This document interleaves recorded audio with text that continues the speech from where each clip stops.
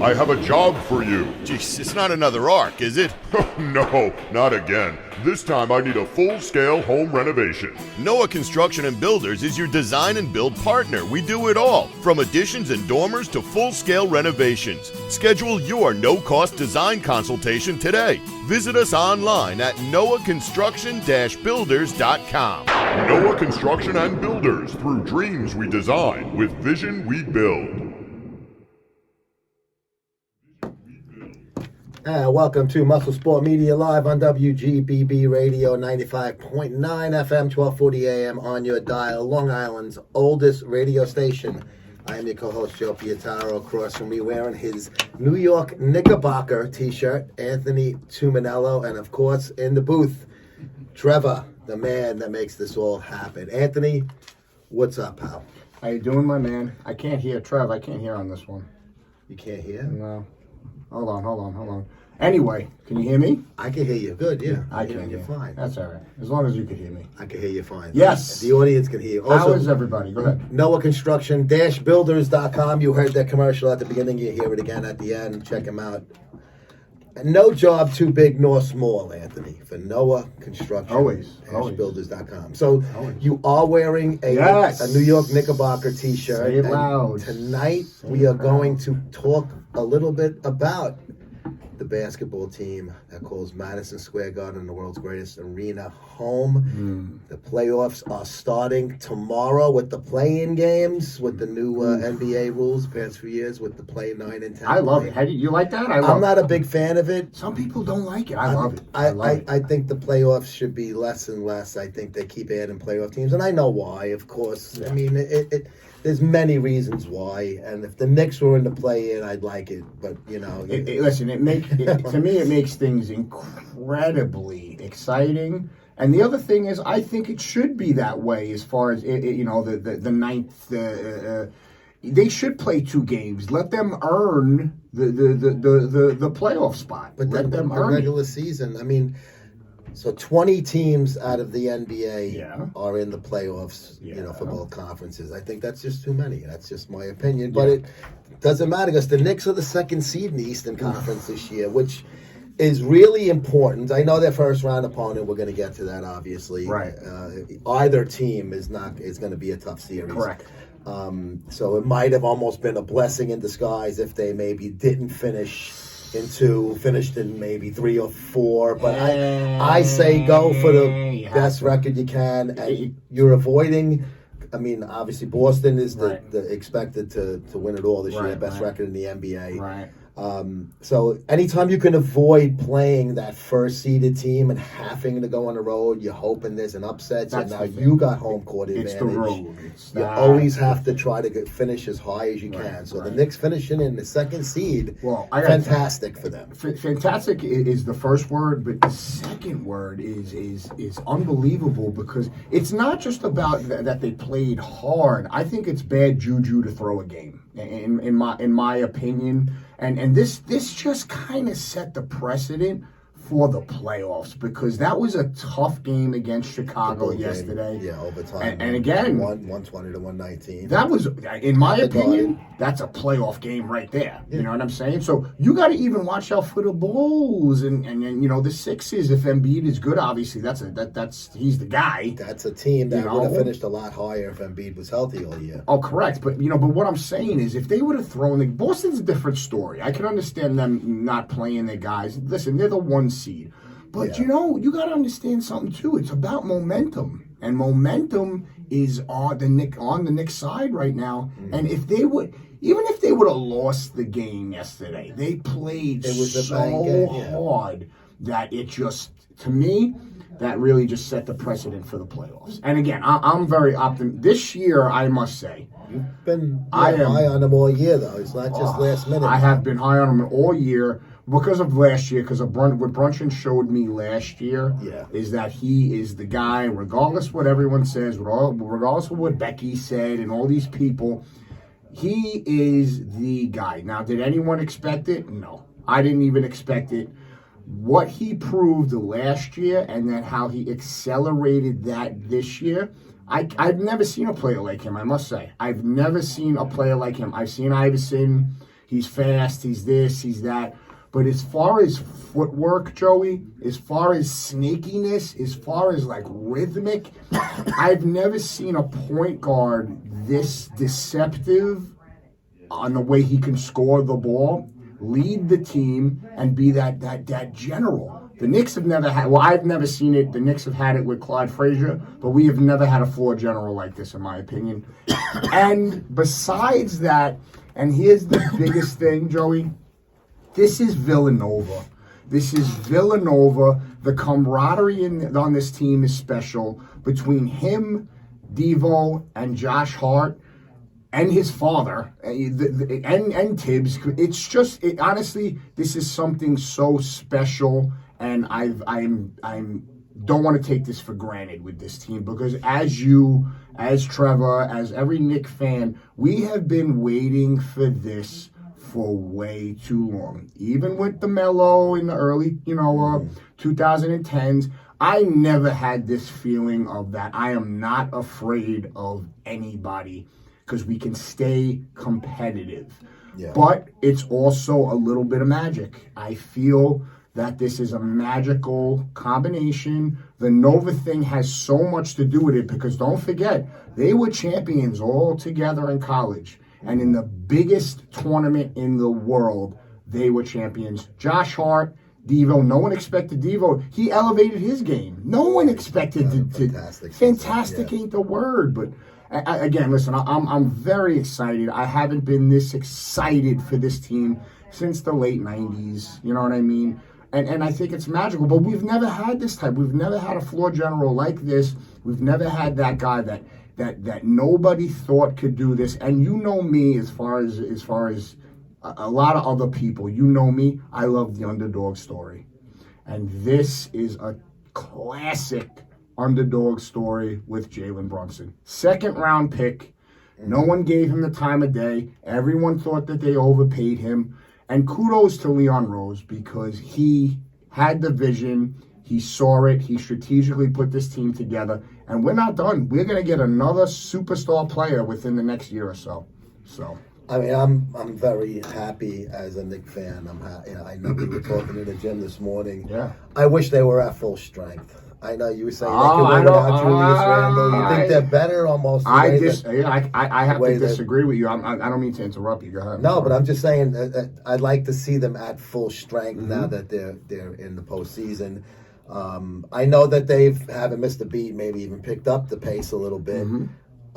They have pretty good depth also. It's not like they have nobody in the second team. And Thibodeau, he may not go too deep, but he does play these guys hard, so they're going to need breaks here and there.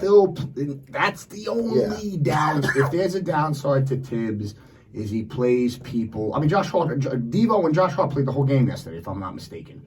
So that's the only thing. But again, that's been his style. It's been his style, but let's see. Listen, they don't seem to be missing a beat. They do not seem to be missing a beat. But you nailed it. I mean, you know basketball very well. The depth is everything, too. Yeah. And I'm going to give you my opinion on the Randall situation. I don't really think we needed him. Number one, he never showed up in the playoffs, ever before. I'm sorry, he never did. So I don't know if that would have been the case this year. Probably not. But thank God for OG. If we did not have OG, trade. I would be, with you with the Randall situation. He slides right into that four. Slides right. I mean, he's not your typical scorer, but he's an all-around player and a defender. Yeah. You know what I mean? Well, that's a Tibbs thing, too. That's also Tibbs. And everyone thinks Tibbs is such a defensive coach, and he is. But how about this offense, man? The offense. How about this offense? Also, Bogdanovich doesn't get a lot of playing time. Oh, we got to talk about that, too. Yeah. We got to talk about that, too. I'll give you the one thing that's it's probably a double-edged sword. Mm-hmm. Now, the Knicks, for a while, maybe a month ago, we were getting some really great, and they were great for the under on the picks. Oh, there was so many. There it is, Trevor. And there it is. The under, all right. Talk to me after the show about that. Joey the Mush Pietero coming up. What about Jalen Brunson? There's nothing. Well, Brunson, you pick him for the over. But I mean, as a team, with the Knicks were playing such good defense that they were getting a lot of unders, and I don't mean that just in I agree. in a gaming sense. I'm talking about about defensive. It's almost like the old style of basketball that I miss. But lately, the past 2 weeks, maybe even, it's been a lot of more high scoring. Now they've been able to keep pace and win most of these Truth games. be told, it's been high scoring all year for the but there league. was some game, but there was a lot of games in that one portion during the league, and especially the Knicks. You couldn't lose if you were picking the under on a Knick game. Truth. 207 and a half or something. Very true. Not even a high over. Very true. And I like that because that shows me good defense. You're not giving the team second chances. No doubt. You're getting some defensive Doubt. rebounds. That's the only thing I worry about is the second chances with someone like Embiid.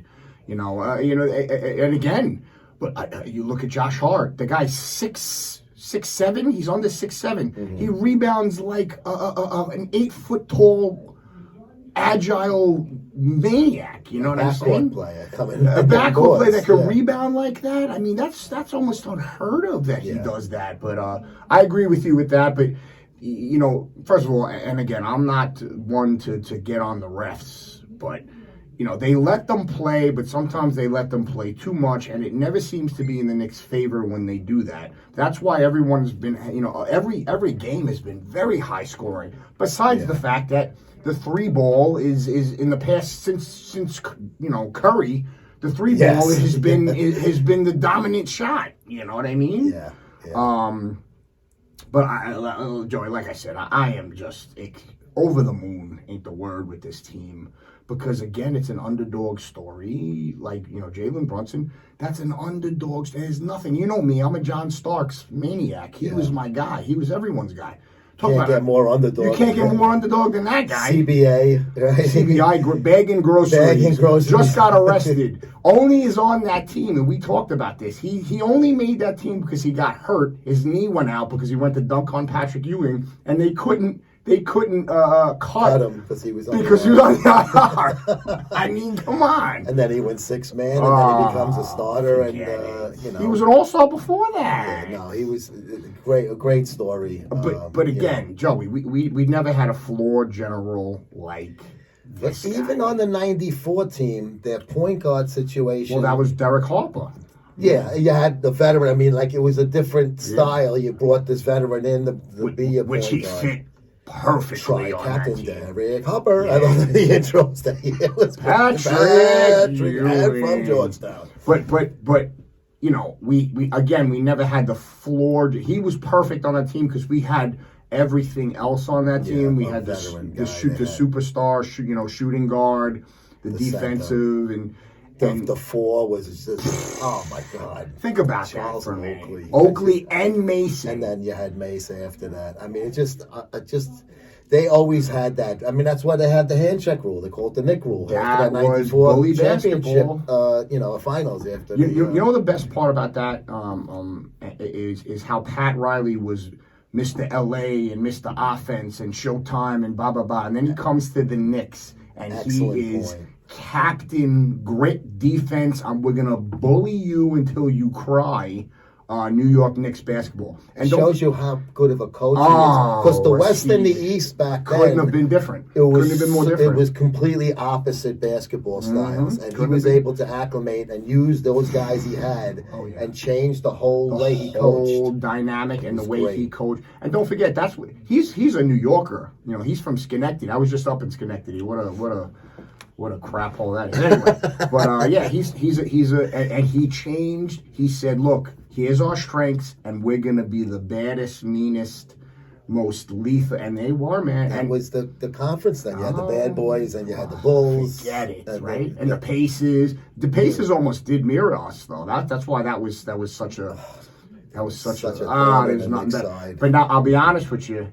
I get that feeling now. I get that feeling that they're now. going to be able to. It's going to be so competitive. I mean, listen. Let's say we get the Heat. That's a rivalry. Well, it's either Miami or Philadelphia. Right. So either team. Miami made the finals last year. Don't forget that out of nowhere. And that's right. They beat the Celtics. So let's talk about that. Spoelstra, right? Who did he learn from? Pat Riley. There He was his it heir is. apparent. He went There upstairs it and gave is. Spoelstra the job. They He's are been a there ever since. Playoff team. Jimmy Butler is It's a great money ball player. my He's God. just- But again, that's a rivalry. That is a rivalry. That 99 season with the Knicks and the Heat in that first round. The best is when Van Allen Houston.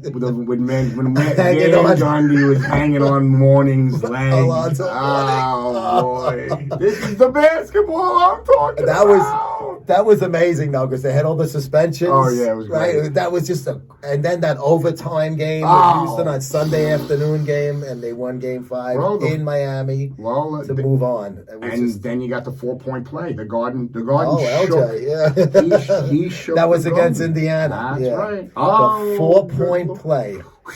And who else in Knicks history had a 4-point play against the Chicago Bulls? I believe it was in the postseason as well. And just give me the year and I'll get it. 88 or 89. 88 or 89. See, that was a little too. That was when I first started really watching the Knicks. I'm gonna say Number 6.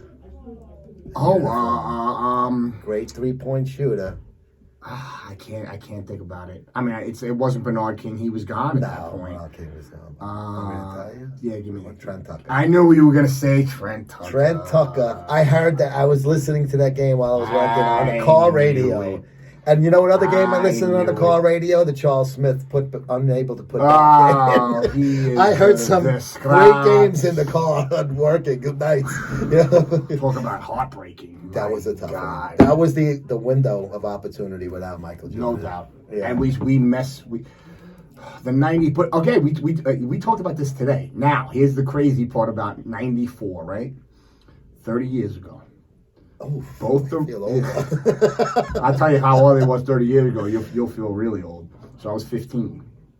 So 30 years ago, the New York Knicks and the New York Rangers both won 50 games, and they were both in the conference final. Obviously, the Rangers won, the Knicks didn't. Right? I'm sorry, in the championship. Yeah. And we talked about this. What's the other coincidence of that year? We spoke about it. Yeah, I O.J. don't want to blow your spot. O.J. Simpson was in the news. Yeah. O.J. Simpson was in the news at the same time. So with the picture-in-picture on the Knick game. Yeah. And I told you Bronco yesterday, chase. that was June 17th, 1994. That was my 16th birthday. So you can't forget that. I can't forget that because I was so pissed. Was it a Friday night, if I remember It was a correctly? Friday I was night. watching it in my apartment in Old Mill Basin. Friday night. I was watching with my Uncle Richie. I'll never forget. And he's like, what the heck is going on here? Wasn't it an early evening game? It was an early evening on a Yeah, Friday. it wasn't like an 8 o'clock start. It was started earlier, if I remember Oh, maybe correctly. you're right. Maybe you're right. I think it was maybe I'm thinking of the California time because it was daylight. No, they were during the home. chase. They were home, weren't they? No, but I'm talking about the OJ. Oh, you Bronco. don't know. Oh, yeah. Oh, that's 100%. That's what you're I thinking. might be. No, it was a 7 p.m. misconstruing. game. It was a Okay. 7 p.m. All right. game. I'm listening if I could remember correctly. But Yeah, but that was that pissed me off because I could care less about the Bronco. I wanted to see the game. John Starks was talking about that. They did an interview with him, and what did he do that? He went from what did he score that he was having a great game. He was having a great game that day, that night, and he goes, and then all of a sudden we look up and we see this Bronco, and everyone started paying attention to this thing. Who said this? John Starks. John Starks was talking about it. John Starks was talking about it recently. That's funny. But so that's the coincidence, right? Listen, the stars are aligned. Hey, listen. Hey, whatever it takes, man. And I just figured that out yesterday. I'm like, wait a minute, it's 30 years ago. The 94 Knicks, the 94 Rangers, and the O.J. Simpson thing. And the Rangers had a fantastic season. The regular season, though, they got 1 or 2 games left. They'll be starting their postseason. Right. Even the Islanders. I mean, I'm not a big hockey guy. Even the Islanders. Got in. Yeah, they're in. They got into the playoffs. Right. But, that was a magical year. Magical June. Oh, yeah. With the Rangers winning the Cup and the Knicks coming so close. Game 7. That was Houston. Kenny Smith and Elijah Wan, man. They got us. And the alien there. What's the point guard's name? Kenny Smith. Oh no. Chauncey. Sam Cassell. The alien. and wasn't Clyde Drexler was on that team as well. They were dynamite. Well, they went back to back. Yeah, they were dynamite. They beat the Orlando Magic the next year when Shaq was a rookie. Right. So they had Drexler, Sam Cassell, Kenny Smith. Fantastic. And he's a SOB because let me tell you, he won't give the Knicks the credit they deserve now. Really? I got to tell you, I don't know what it is between Barkley and Kenny Smith's a New York guy. Maybe he's soured, but between Barkley, they still don't give the Knicks credit. That team and this team. Really? It's just consistent. And Barkley's admitted it in the past that no one cares about New York. New York's nothing now, Listen, Chuck's great, though. He's great, but, who else? Gilbert Arenas, right, did a podcast that I saw recently. He's hysterical. Yeah, right? And he said, listen, I'm going to be honest with you. No one wanted to play in New York. And, they were like, why? They're like, it was the fans. No one wanted to play for the New York Knicks. Now, they love to go to the Garden because what would happen is if they had a great game, the New York fans in the Garden would be cheering them. Yeah. But if you played for the Knicks, you got booed immediately. You got booed, but I will say one thing. He admitted it. I will say one thing about the Knicks. When I was working for New York Sports Scene, that was during the Isaiah Thomas years. There was a lot of long years, a lot of bad personnel decisions. When I was there covering a game, that place was popping. Always. Even if they were losing. Always. As soon as they had any sort of a spark. No doubt. They cut it to single digits, not double digit deficit, place would go nuts. I'll tell you a story. I got right behind the Knicks bench seats one of those years. Marbury wasn't there anymore, but Isaiah Thomas was the coach and GM at the same time.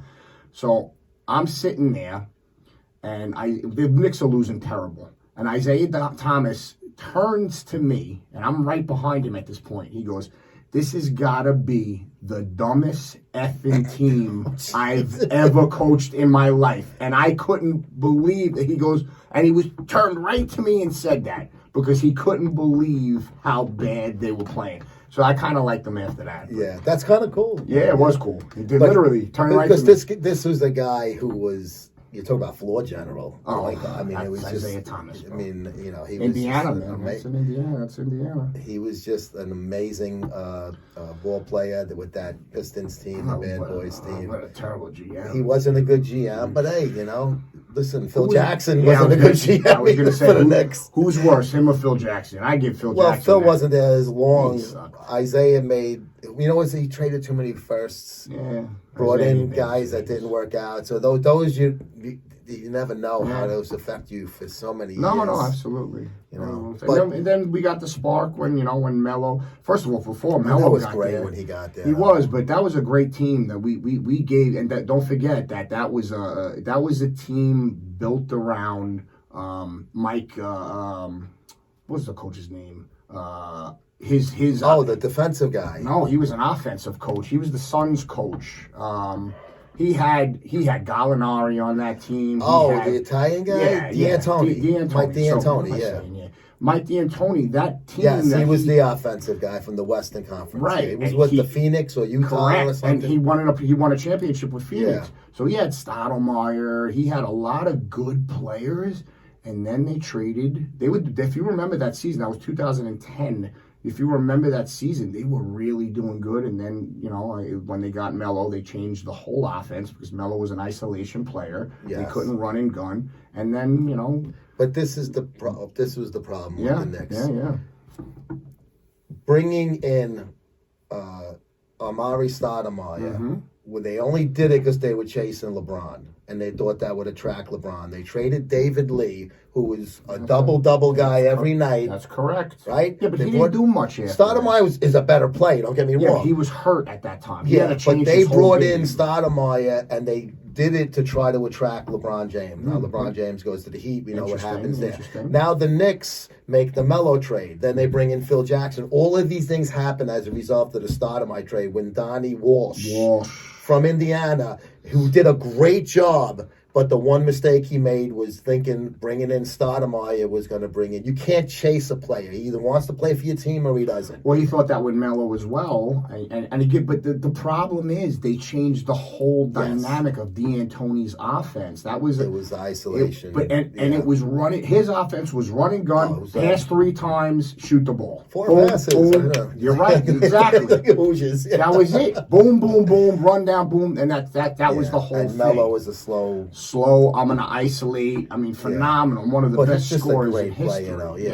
I mean, he would come to the Garden with Denver. I mean, the fans would go nuts. They loved him. Do you remember when he was the New York?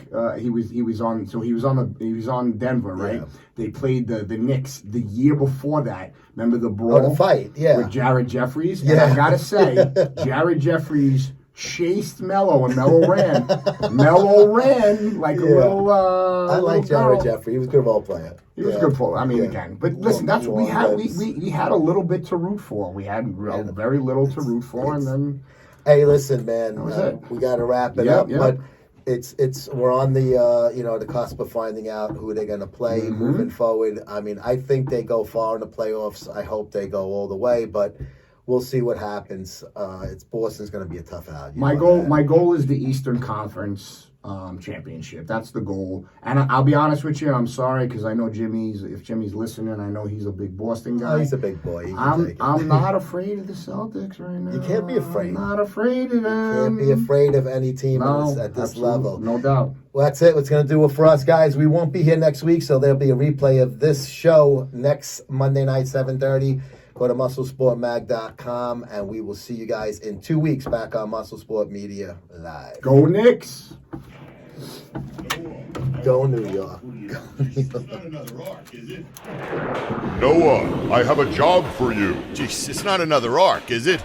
No, not again. This time I need a full-scale home renovation. Noah Construction and Builders is your design and build partner. We do it all, from additions and dormers to full-scale renovations. Schedule your no-cost design consultation today. Visit us online at noahconstruction-builders.com.